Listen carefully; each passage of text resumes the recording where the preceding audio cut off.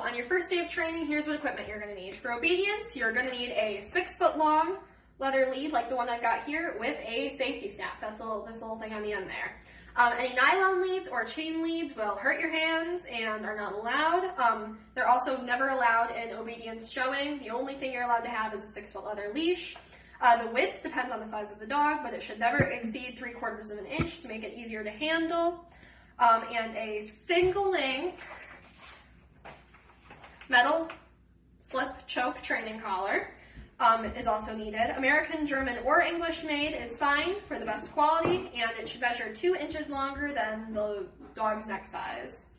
If the leader deems it necessary, we may require a pinch collar for better control. If you've got a very large or high drive dog, a pinch or a prong collar, they look like this.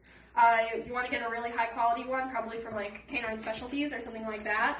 Springer is a good brand. But that's only if you've got like a really high drive or energy dog and you need that for control.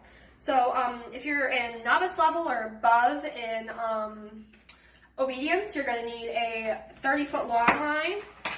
You can make your own with clothesline and the safety snap, or buy a nylon one, or right here I've got a cotton one. And this is only if you get up to grad novice level, so any beginners won't need any of this stuff, these two things yet. But you're also going to need a dumbbell for grad novice. Once you get up there, it depends on the size of your dog. They make different sizes depending on how big your dog is. But again, you won't need this or this until you're in grad novice. So for agility, you're going to want a buckle collar with no tags. That's very important. Tags will get caught on agility equipment. You don't want to have anything with tags on it for agility. You're going to just want a simple buckle collar like this. And it should fit 2 fingers snugly underneath between your fingers and the dog's neck. If it's too loose, it'll slip, and if it's too tight, it'll choke your dog, and you don't want that. So for showmanship, you're going to want a nylon show lead like this, made out of nylon. It can be one piece and have like a noose-like end for the collar part, or you can get like a separate little nylon collar that attaches to here, like I've got. The thinnest that you can use and keep control of your dog, the thinner the better. They're usually about 3 to 4 inches long. The collar should match the color of your dog. I've got a black dog, so I've got a black showmanship lead.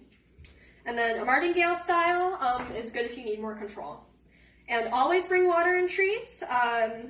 For treats, you're going to want something that's small and quick to feed, and that won't be too distracting and take up too much time for them to eat. Something small and soft like this, and they can eat very quickly. Here's good girl. Something quick and easy to feed like that. What you don't want is something like this, or like milk bones. These big biscuits, they're huge, they're crunchy, they take a lot of time for the dog to eat, and by the time they finish it, you're moving 2 steps ahead already. She can have them. So, yeah. Ideally, you don't want to use those in the ring, because they take like 5 seconds for them to eat. But, yeah, that's what you're going to need for your first day.